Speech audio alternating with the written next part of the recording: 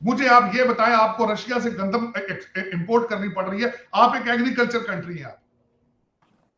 बल्कि मेरा अगला क्वेश्चन ये होगा इन सब से कि वो 300 टन जो आप मंगा रहे हो, जो जितनी वो गंदम, पैसे किस तरह देने? पैसे तो आपके पास सिर्फ $7 बिलियन है आपके पास। आपने मिलते की जाके चाइना की, वो चाइना किस तरह दे? IMF की रिपोर्ट आ चुकी है कि उनकी GDP जो है वो 40 साल में से लोएस्ट पॉसिबल लेवल पर है इस वक्त अपनी उनकी। दूसरा, उन्होंने श्रीलंका में देख लिया वहां पे क्या ड्रामा हुआ है, आपको पैसे वो किस तरह देंगे आप? तो आप मांगते तो फिर रहे हैं, किसी ने कुछ नहीं देना। वो शहबाज शरीफ साहब ने खुद कहा था कि मिडिल ईस्ट वाले तो मेरा फोन ही नहीं उठाते अब। पाकिस्तान भी अब गंदम बाहर से मंगवा रहा है, अमेरिका से गंदम खरीदने की तो हमारी हैसियत है नहीं। यूक्रेन और रशिया की जो है वो तो बंद हुई नहीं है गंदम की एक्सपोर्ट। आपको क्या लगता है अब हमें हाथ इंडिया के आगे फैलाने पड़ेंगे? बिल्कुल सही कहा। ये जो ना हम मांगते रहेंगे, हम एक चीज़ उनको 100 रुपये की देते हैं, वो हमें वापस 200 ही देते हैं। इससे आगे जा नहीं सकेंगे क्योंकि इकॉनमी आपकी जीरो। आप मांग मांग के कंट्री लोगों से मांग मांग के चल रहे हैं। कभी आप कराची बेचने की कोशिश करते हैं चाइना के सामने, कभी उनसे आप सी पैक कहते हैं वापस आ जाओ, कभी कहते हैं ट्रेनें चला लो यहाँ पे, कभी ये कर लो, कभी वो कर लो। ये जिस तरह आप खुद कई दफा कह चुके हैं, बारोड इकॉनमी है। लेकिन ये कि इस वक्त दुनिया के पास पैसा ही नहीं है आपको दे सके, दुनिया खुद अपनी फिक्रों में। अच्छा, अब आप मुझे ये बताएगा कि इंडिया आज हमसे इतना आगे चला गया है, हम लोग जब बाहर चीज़ें भी बेचते थे, कोई थोड़ी बहुती जो बेचते भी थे, वो भी हमारी बंद हो गई है। हम लोग मांगने पर आ गए हैं, तरह तरह के मुल्कों से हम लोग मांगते हैं। अब ये वक्त आ गया है कि इंडिया से हम लोग जो है वो गंदम मांगने वाले हैं। तो आपको क्या लगता है? आपने अभी बोला है कि सारा कुछ इंडिया ले गया है, हमारे पास कुछ भी नहीं था। आप रेलवे का निज़ाम देख लें, एक ही हालत में इंडिया को और हमें मिला था। आज उन्होंने अपने रेलवे को कहाँ से कहाँ पहुँचा दिया है। हम लोगों की आज भी पटरियां टूटी हुई हैं, ट्रेनों के दरवाजे टूटे हुए हैं, बाथरूम नहीं है अंदर। इसके अलावा उनको जितने भी वहां पर जितनी भी इंडस्ट्रीज मिली थी, जितनी भी उनको कंपनियां मिली थी, उन्होंने उसको आगे बढ़ाया। हमें जो भी मिला था हमने उसको भी तबाह कर दिया। ये जो हमारे हुक्मरान है ना, ये स्वा हमें कुचलने के सिवा और कुछ नहीं देते। हमें कुचल देते हैं। ये आवाम को आवाम नहीं समझते, ये भेड़ बकरियां समझते हैं। इंडिया के हुक्मरान अच्छे हैं इंडिया के लिए? हाँ, इंडिया के लिए वो अच्छे हैं।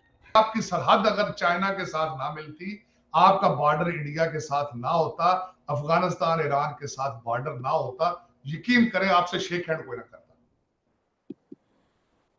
आपके जो हालात 1947 से हैं, आपने आज तक लीडरशिप या आपने मोरालिटी या कैरेक्टर को जिस तरीके से आपने उनकी पामालियां की हैं, करप्शन में आपने इंतहा की, दहशतगर्दी आपने पाल पाल के बेची उसको, आपसे शेक हैंड कोई ना करे।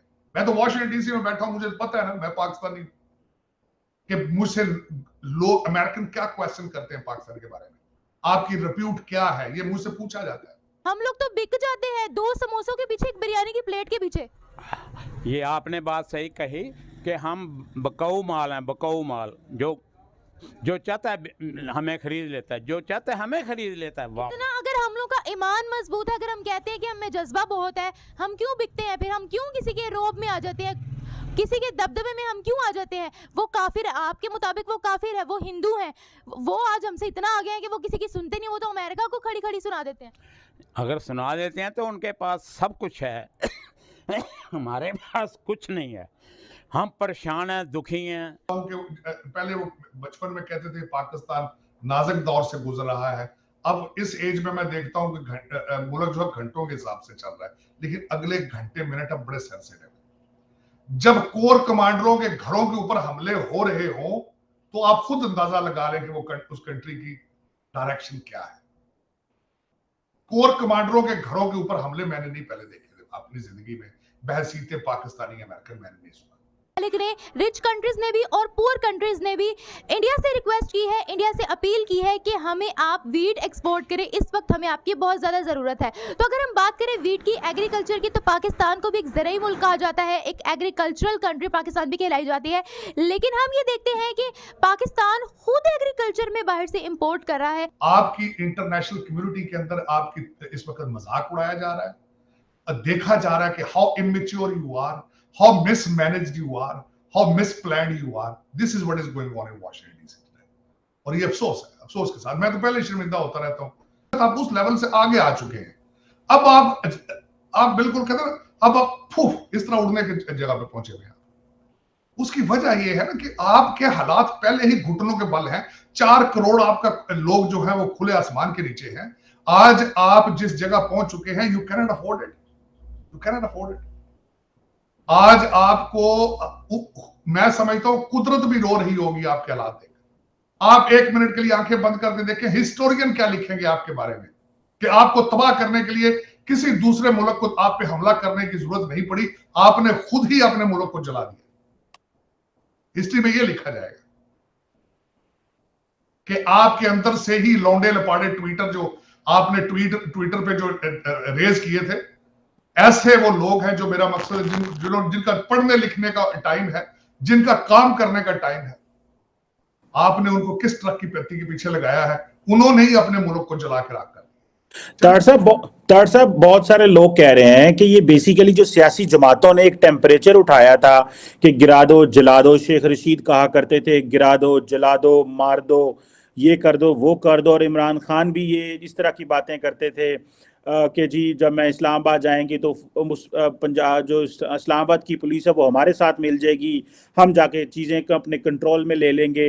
एक तरफ ये बातें की जा रही हैं, दूसरी तरफ ये भी बहुत सारे लोग इंटरनल ये कह रहे हैं कि जनाब ये तो बैरूनी मुल्कों की साजिश है, ये तो बाहर के जो है वो। आप क्या समझते हैं, ये बैरूनी साजिश है या कोई ये जो सियासी नफरतें फैलाई गई हैं ये उसका नतीजा है? क्योंकि ये कोई एक सियासी जमात ने नफरत तो नहीं फैलाई, सारे एक दूसरे के खिलाफ नफरतें फैलाते थे, तो कोई एक बीच में उठ खड़ा हुआ? चीमा साहब, इस वक्त मैं आपको बताऊं कि इंटरनेशनल कम्युनिटी के पास बिल्कुल कोई टाइम नहीं है कि आप जैसे एक यूजलेस कंट्री के ऊपर अपनी एनर्जी और पैसा जाया करें। ये मैं गारंटी कर देता हूं। अमेरिका के पास ना एनर्जी है, ना उनके पास कोई इतनी आपकी जरूरत है, ना आप इतने इंपॉर्टेंट है कि वो आपकी रजीम चेंज करता या वो खास आपके पीछे जाए या किसी और में इंटरेस्ट शो करे। मेरे साथ इस लेवल पर, इस बात पे आप मेरे साथ बैठ के कोई चीज आप चैलेंज कर लें, डिबेट कर लें। आपके पास एक भी स्वाय आपकी सरहद अगर चाइना के साथ ना मिलती, आपका बॉर्डर इंडिया के साथ ना होता, अफगानिस्तान ईरान के साथ बॉर्डर ना होता, यकीन करें आपसे शेक हैंड कोई ना करता। आपके जो हालात 1947 से हैं, आपने आज तक लीडरशिप या अपने मोरालिटी या करैक्टर को जिस तरीके से आपने उनकी पामालियां की हैं, करप्शन में आपने इंतहा की, दहशतगर्दी आपने पाल पाल के बेची उसको, आपसे शेक हैंड कोई ना करे। मैं तो वॉशिंगटन डीसी में बैठा हूं, मुझे पता है ना, मैं पाकिस्तानी, कि मुझसे लोग अमेरिकन क्या क्वेश्चन करते हैं पाकिस्तान के बारे में, आपकी रिप्यूट क्या है, ये मुझसे पूछा जाता है कि व्हाट इज